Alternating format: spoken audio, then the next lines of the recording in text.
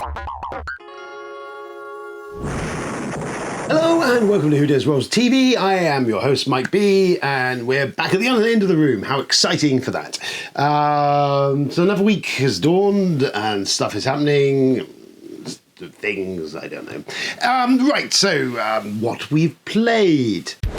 What's Mike played? I really want to know what Mike's played. What you played, Mike?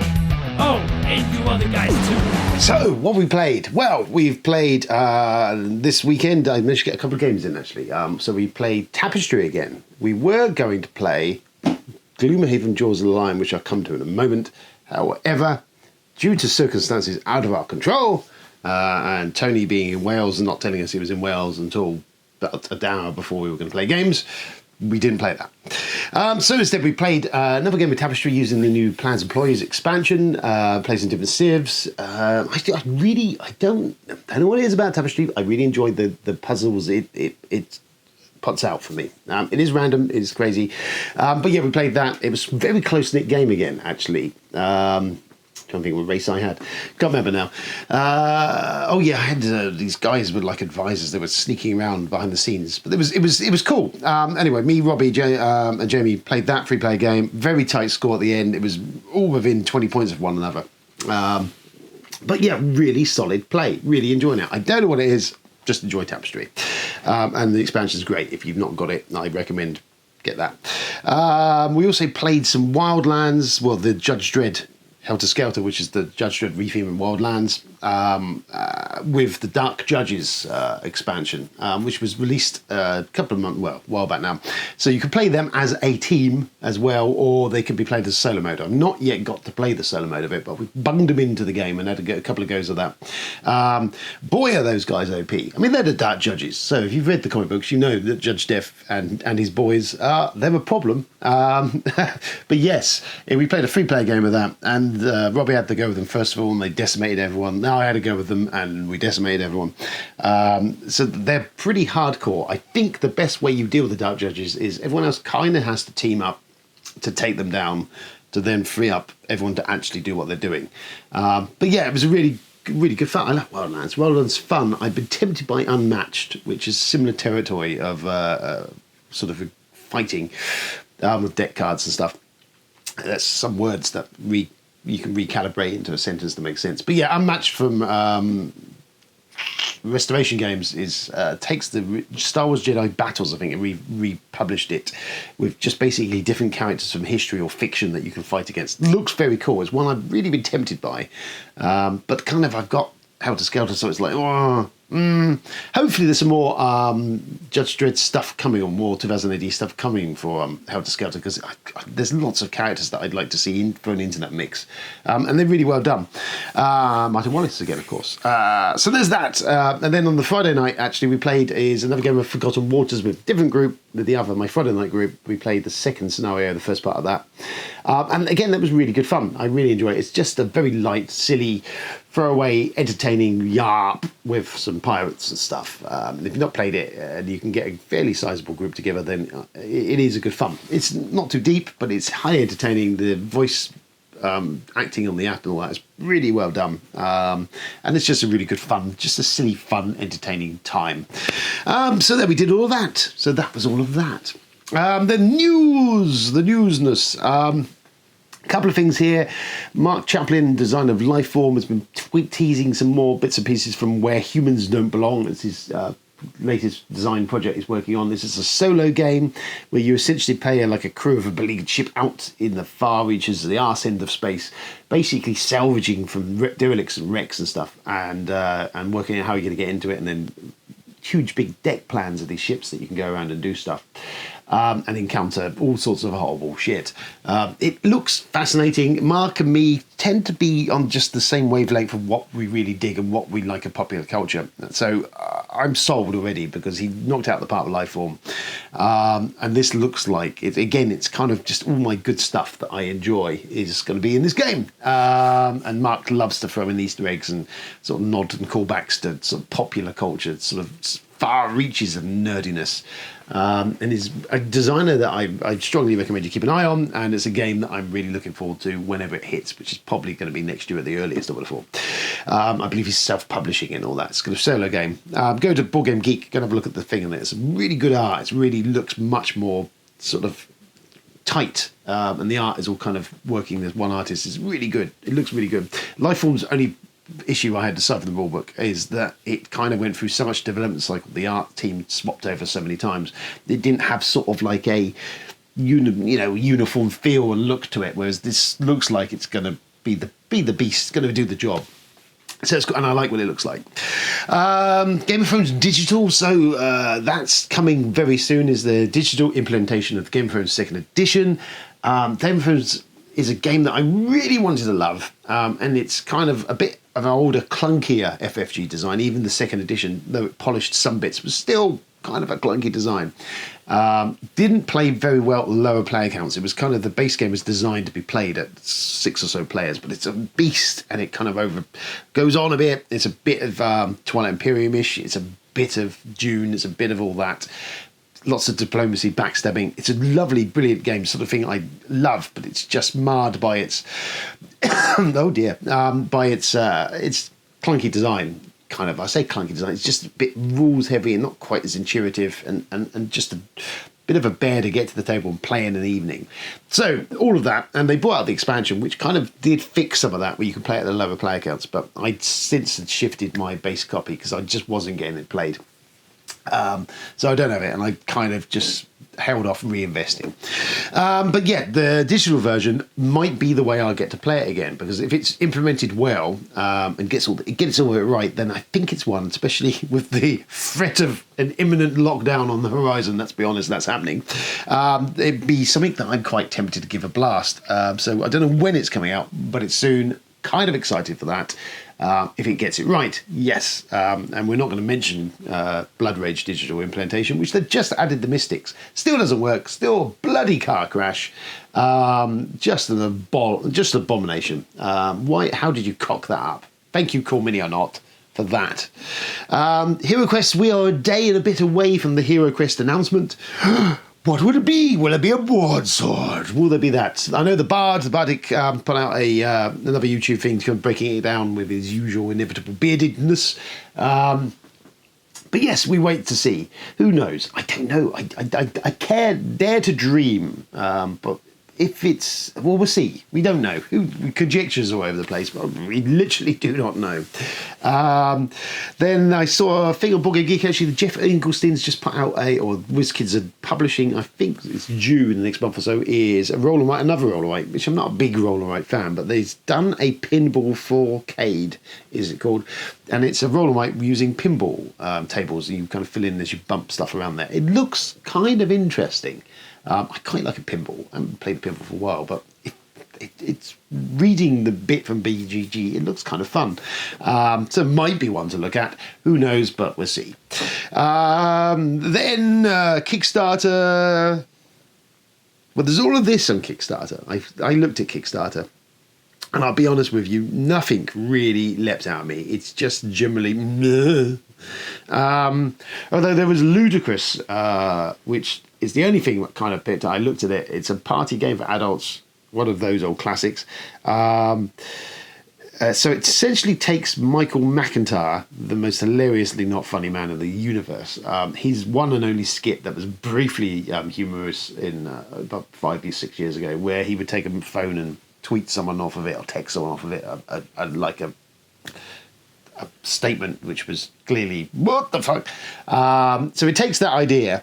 The idea is you've got a card you pull over, and then you're supposed to take someone randomly out of your address book and text them this message. Now, it's a great idea, appallingly implemented, because it's all kind of based around sexy, naughty stuff, which is fine, but that joke's going to get very tired very fast. Cards Against Humanity, subpar type nonsense.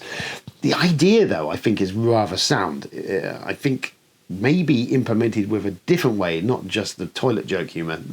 What am I saying? But yeah, no, not just something else, maybe a bit different. It could have actually been kind of an entertaining game, a fun, sort of stupid, weird game, using the technology with the game. However, And also there's the fact that you might, well, if you're anything like my mother, I text her and then it could be a fortnight before she actually spots it and works out how to text back. So it could be the most boring game of an evening as well. But the idea behind it, I'm not saying in any way you should back Ludicrous at all, but someone should take that concept and make it into an actual game that's good and fun. And that's Kickstarter for you, really. There's nothing else terribly thrilling on there. A lot of more of the same stuff. But yes, so Jaws and Lions. So this is a much stouter box than I thought, because I only ever seen the front of this. But actually, it's quite a thing. And I'll be honest now, it weighs a bloody ton. I was said to Rob he should unbox this, and he took it home and did it all because he picked it up. I've not actually looked in here at all, but there is a lot of stuff in here, which took me by surprise. The amount of stuff in here. So there's a scenario book, supplemental scenario book. I don't know what that's about. There's a scenario book. So the key thing of this was all of the missions are now on a book in here. So you just lay that on the table and then you can play your game, which is a nice concept. There's obviously the stickers, the other stuff, a board, and then there is just a bloody heap of stuff in here. Just a heap of stuff.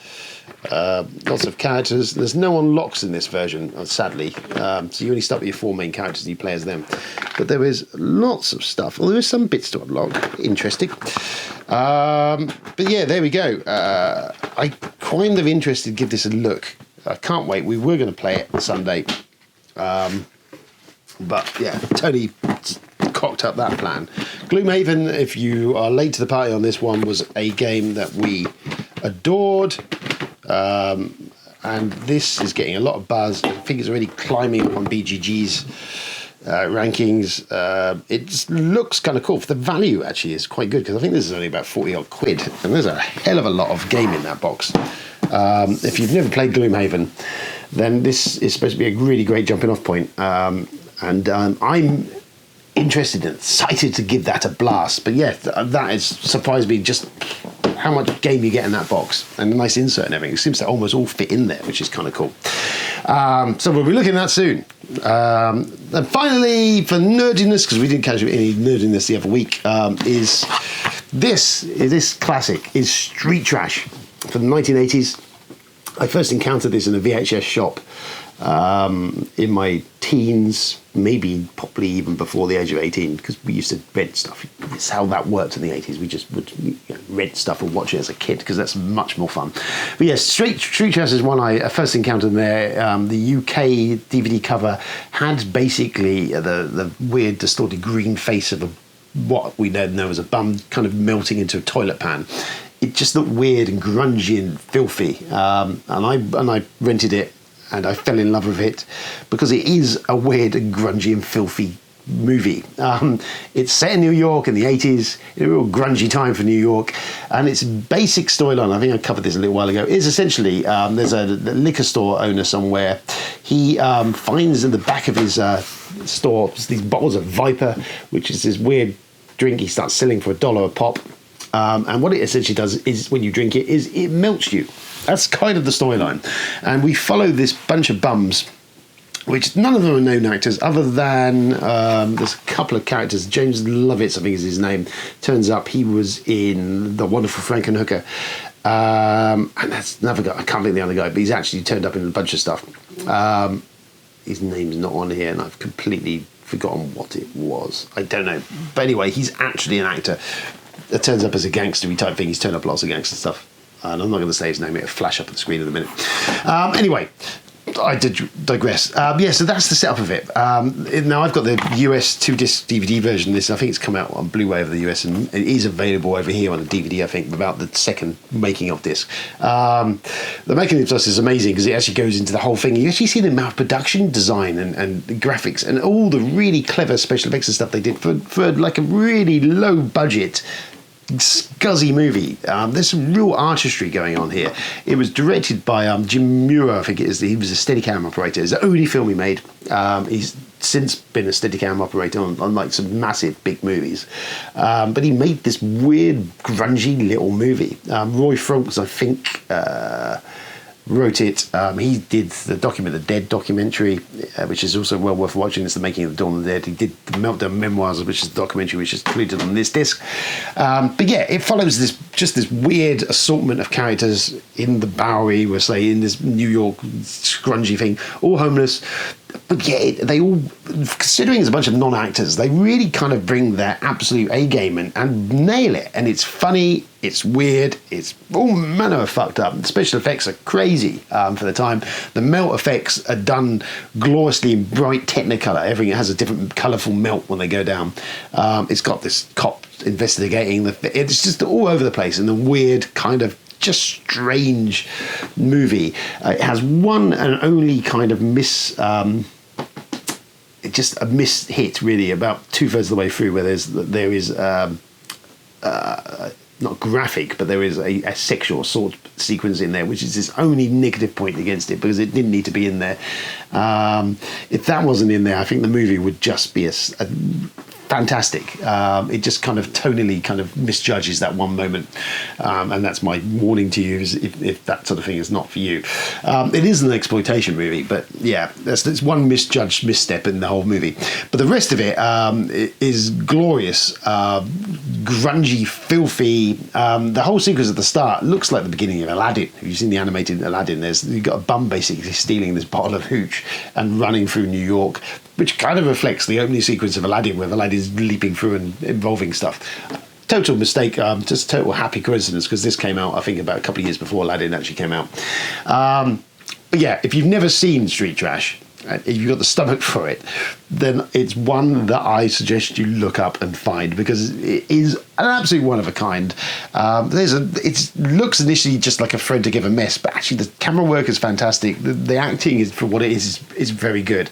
The script's quite well done, solidly written. Special effects are astounding for their time, actually, and considering the budget they are, and they're very inventive and cool. That's, I think, the best thing about it.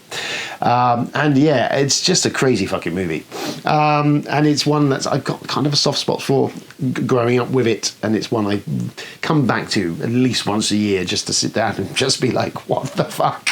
But yes, Street Trash, brilliant movie. I'd like to make a game of it, but I have no idea even where to begin with that. So there you go. There's some weirdities for this week. So we're on the cusp of potentially a lockdown. Who knows if that's going to put a complete kibosh on my gaming? Probably. I have to put out the board game trading and chat video, actually, which I've not filmed yet. So I should probably do that. Of the releases roundup, that's due probably this week, I think. So I should probably get my homework done. We'll see what happens. Trending in the UK is sacked Valance, which is Patrick Valance, the lead scientific advisor for the government. Apparently it's his fault that we're in this mess. That's really not too much of a scary situation, is it? There we are. We're actually trying to get rid of the scientific advisors. Oh God, help us all. Anyway, yes, so hopefully you'll stay safe. Who knows what's down the road for us? Probably a lockdown's on the way. So we will work with that as we can. It may well put a dampener on my playing Jaws of the Lion. But for the time being, I've been Mike B. This has been Who Dares Rolls. There is Escape the Dark Sector review that I'm in the middle of editing, and it's got some more work to do on that. That will be dropping hopefully this week. So that'll be coming. And then, of course, I've got Releases Roundup, should be out about Thursday this week by the looks of it, and some other stuff, I'm sure. Thank you for tuning in. I've been Mike B. This has been Who Dares Rolls. We'll catch you next week. Ta-ta!